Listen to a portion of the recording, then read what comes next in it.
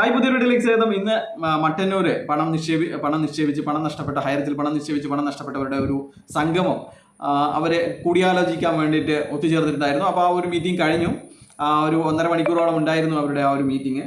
അതിലെടുത്തിരിക്കുന്ന തീരുമാനങ്ങൾ നിങ്ങളെ അറിയിക്കാൻ വേണ്ടിയിട്ടാണ്. അപ്പോൾ അത് ഒരു മീറ്റിംഗ് അലങ്കോലപ്പെടുത്താൻ വേണ്ടിയിട്ട് ഒരുപാട് ആൾക്കാർ ശ്രമിച്ചിട്ടുണ്ടായിരുന്നു.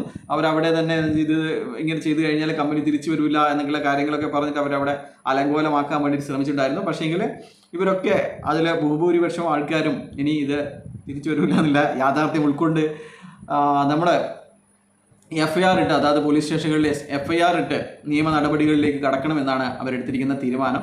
കൂടാതെ മട്ടന്നൂർ MLA KK ശൈലജ ടീച്ചറെ വന്ന് കണ്ട് ബാക്കി കാര്യങ്ങളൊക്കെ ഇതിൻ്റെ നമ്മുടെ നിക്ഷേപകർക്ക് എത്രയും പെട്ടെന്ന് പണം തിരികെ കിട്ടാനുള്ള കാര്യങ്ങൾ അല്ലെങ്കിൽ രാഷ്ട്രീയപരമായിട്ടുള്ള തീരുമാനം ഉണ്ടാവണം എന്നുള്ള ഒരു ആലോചന അതിലുണ്ടായിട്ടുണ്ട്. അതുപോലെ തന്നെ ബന്ധപ്പെട്ടവരെ മന്ത്രിമാരെയോ ഒക്കെ കണ്ടിട്ട് ഇത് ഒരു സ്പീഡാക്കാൻ വേണ്ടിയിട്ടുള്ള കാര്യങ്ങളാണ് അവർ ചെയ്തിട്ടിരിക്കുന്നത്. ഇനിയും തുടർ മീറ്റിങ്ങുകൾ നടത്താമെന്നും ആ ഒരു മീറ്റിങ്ങിൽ തീരുമാനമായിട്ടുണ്ട്. അപ്പോൾ ഇത്രയാണ്. അപ്പോൾ നല്ലൊരു ചുവടുവെപ്പാണ് നമ്മുടെ നിക്ഷേപകരുടെ ഭാഗത്ത് നിന്ന് ഉണ്ടായിരിക്കുന്നത്.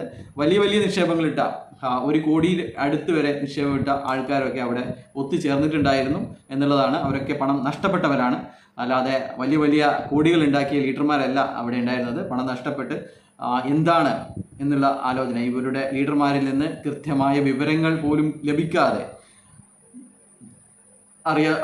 അറിയാൻ വേണ്ടി ഒത്തുചേർന്നവരായിരുന്നു അവർ. ബൈ.